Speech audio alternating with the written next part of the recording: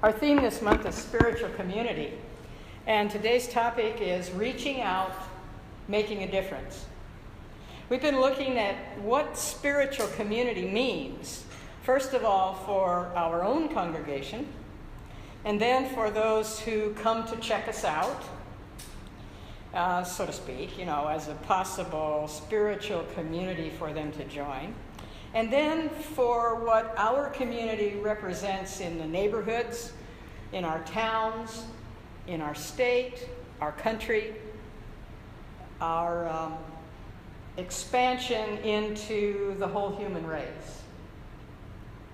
Our exercise after the talk each Sunday this month, using the cards with statements on them, has further defined the purpose of this month's theme and the topics by giving us opportunities to recognize the incredible characteristics in each one who participates. Over the vast period of my life, and especially in the last 20 years or so, I've learned to listen for the consistent transmission of messages and lessons that the universe provides me with. Some of you have shared with me similar experiences, a couple of them this morning actually, in standing in the light. And so as you've studied and practiced these principles that we learn through the science of mind, you find increasing awareness and recognition of life's lessons through a variety of opportunities and connections. Yesterday I took a break from the preparation of this talk to watch the 2017 Professional Tennis Hall of Fame ceremony. A male tennis player, a name you may recognize, an American tennis player, Andy Roddick, was being honored, and I was especially anxious to hear his acceptance speech because he's quite a word master, which has really mellowed over the years, but it's always interesting and amusing to hear him talk. And a woman tennis player from Belgium, Kim Clijsters, was being inducted into the Hall of Fame as well. And I've followed her career for many years and admired her grace, not only as a gifted athlete, but as a person who, even as a teenager, was competing at the world level of professional tennis and was gracious, was appreciative, was already setting an example for other hopefuls to achieve at that level. And needless to say, at that induction ceremony yesterday, she did not disappoint.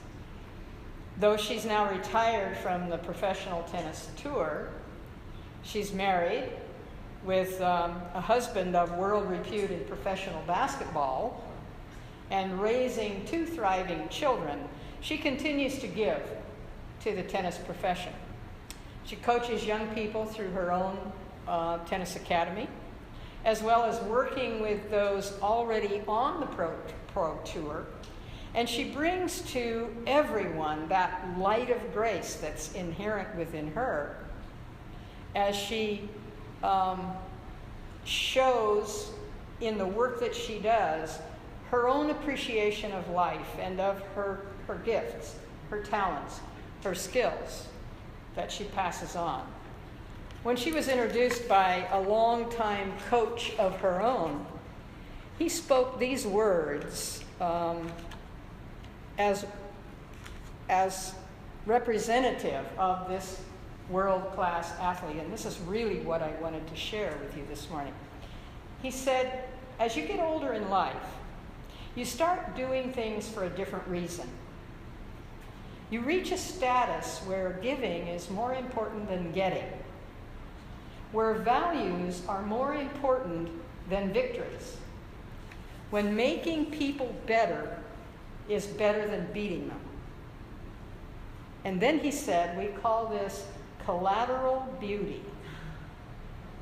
Interesting phrase. And as I listened to those words, I recognized not only the tribute to an extraordinary athlete and human being, but the opportunity that pulled me away from the computer to the TV set so I could hear those words and share them with you tomorrow. Or today. No coincidence. No coincidence. Just like the things we talked about in Standing in the Light this morning. No coincidence. These things happen. They are so organic in their unfolding, and it's only when we don't pay attention that we don't realize that, because we'll always find that. In any event, collateral beauty, I thought about that for a while. I'd never heard that phrase before. So, you know me, I've got to look it up on the source of all knowledge on the internet. And the first thing I discovered was that there was a movie named that recently, with wildly divergent reviews, I might add. But the word collateral means security, surety, guarantee. And his use of that word in the phrase collateral beauty was to point out to us that the beauty of Kim Kleister's essence is guaranteed to stand behind her giving back to the world with her grace and her ability to compete at the world level and still appreciate her fellow competitors. She appreciates the game and still gives back to it. She appreciates those who support it and spoke of them with great appreciation and love. And this also heightened my awareness of the phrase, who and what we are goes before us.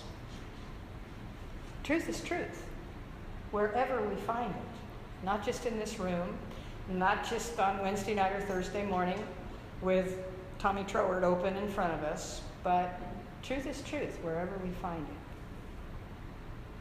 Which brings me to my next example of the availability of what we talk about on Sunday and on Tuesday afternoon and in our classes as well. An email showed up in my basket a couple of weeks ago from someone alerting me to a website that I might like to review. The website is labeled Good of the Whole, W-H-O-L-E. Any of you familiar with that? Well, then I guess it wasn't any one of you that sent it, was it? Needless to say, though, it got my attention. So I want to share with you this morning 3 things from this organization that parallels who and what we are as metaphysicians and members of Centers for Spiritual Living. First, I want to share their vision with you. Their vision is Good of the Whole envisions a conscious world where every individual feels valued, connected, and fully expressed as a whole being within the greater whole. Their mission is to provide opportunities to experience, express, and embody the ethos, and in this case they're using it as the spirit or the character of the whole. Now let me share their shared purpose with you. Their shared purpose is to contribute to a shift in mass consciousness and the dominant worldview of fear, scarcity, and separation, instead to love, abundance, and wholeness. We advocate and support an ethos of love and wholeness as the transformative and foundational principles that inform the fundamental character, spirit, beliefs, customs, and practices of our culture. We cultivate an enduring, unified expression and embodied, felt experience of humanity, of humanity's inherent dignity, unity, wholeness, and creative potential in order to inspire and activate others to remember their individual wholeness and serve that wholeness through the collective greater good of others and the planet. Sound familiar? It all sounds familiar, doesn't it? Where have they been? Well, we just found them. and somehow they found us. The website is goodofthewhole.com. If you're interested in checking it out, it's available. And you can simply acknowledge that who and what we are as a philosophy and as a spiritual center is replicated in such a broad array of ways, of different practices and organizations. We're not alone in the quest of reaching out and making a difference. And as I'm sure each of you knows, there are countless ways to do that very thing, to reach out and make a difference in your own life and in the lives of others. This month's theme has been to take us from making a difference in our own lives, which is always our first step, to making a difference in our spiritual community, to making a difference in our families, in our friends, in our communities that we live in, and today, the ways in which some are making a difference at the planetary level.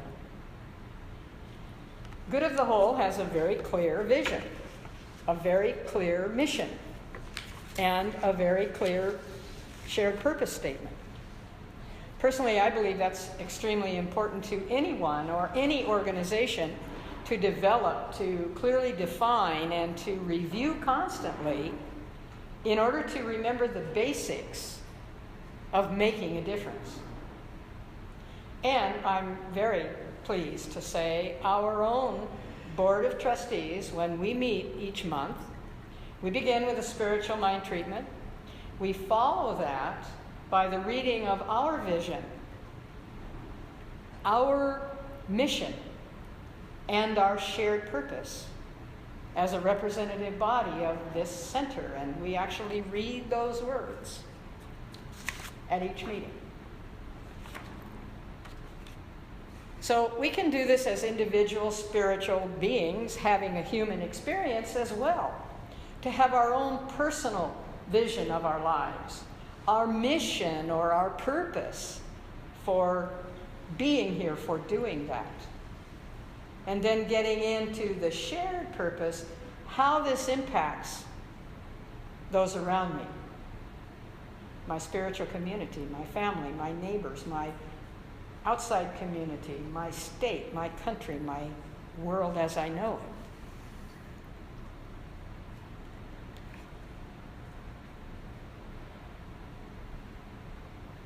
Because you cannot see in others what has not yet unfolded in your own consciousness, one of the reasons we've been doing the exchanging of the cards with statements on them each month is so that you have an opportunity to share with others what you see in them.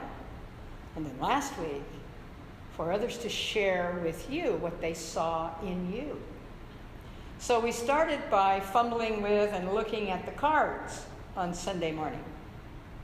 And last Sunday, we looked in each other's eyes. That window of the soul, as it's often referred to. Made that connection before we spoke those words. And we're not done yet. There's more to come this week. Amazing how something like that, a simple statement, one sentence, can touch the heart and the mind of anyone. So, because we cannot see in others what has not yet unfolded in our consciousness, we have to be it in order to see it. And that's the good news, because I saw some very poignant unfolding last week as we looked into each other's eyes. You were seeing what you were saying in their eyes, and that means that's because that's who you are. Otherwise, how could you even recognize it? You couldn't recognize it if you don't already have it within you. And thinking about those words that we sing or we play in that song during the time we're going through that exercise, listen to those words particularly this morning. I see the beauty in you. I see the wisdom in you. And then I can see it. I can feel it. If you think this is all contrived this month, you are absolutely right. To put this together so that there is a whole experience of spiritual community. Well, many of you have heard me refer to this book over the years. I actually brought it in this morning. The Cultural Creatives. This is a fascinating treatise on what I've been talking about this month. It addresses what's happening all around us, first of all, through new generations who think and act in ways that have already changed the world. Have you noticed? Should you choose to read this book, however, you may realize there's more to notice than you thought. The chapter titled Waking Up, for example, is of particular interest. I'm not going to critique it this morning, but rather to say when you read it, you'll find that people who thought the way you and I do in our highest moments of spiritual connection have initiated what might be viewed by some very negatively, but in truth is the beginning of an incredible growth in consciousness of the human race. And whenever I say that, I have to share again Peter Drucker's thoughts on that very thing, which he wrote in this book back in the late 1990s. He said this: every few hundred years in Western history, there occurs a sharp transformation. Within a few short decades, society, its worldview, its basic values, its social and political structures, its arts, its key institutions rearrange themselves. I want you to really remember that word, rearrange themselves. And the people born then cannot even imagine a world in which their grandparents lived and into which their own parents were born. We are currently, Peter Drucker said in the late 1990s, living through such a transformation. I don't know about you, but that gives me chicken skin every time I read it. We are currently living through such a transformation. So I ask you, what is your desire? What is your intention? What is your contribution to a world for the good of the whole? What is your commitment to living and loving the spiritual path that you've chosen? Because, as I quoted already, as you get older in life, you start doing things for a different reason. You reach a status where giving is more important than getting, where values are more important than victories, when making people better is better than beating them. So, is life as we know it on this planet Earth a series of progressive lessons, messages? It would certainly appear so, wouldn't it? Once we begin to awaken to that constant stream of ideas, challenges, changes that we experience, that is some pretty strong evidence that divine spirit, that universal energy, gives us latitude to manage our own reality, starting at birth and moving through stages of living our human life with the guidance of our spiritual one. Our human life absolutely following the guidance of our spiritual one when we allow ourselves to do that. Once we engage that, then that is what we begin to see around us as well as within us. It's taking that old saying, I'll have to see it to believe it, and turning it into, I'll have to believe it in order to see it. And believing it, folks, as you know, means getting it in every cell of your body, every part of yourself, including but not limited to your thoughts. When it's in you, then it is you. And so it is.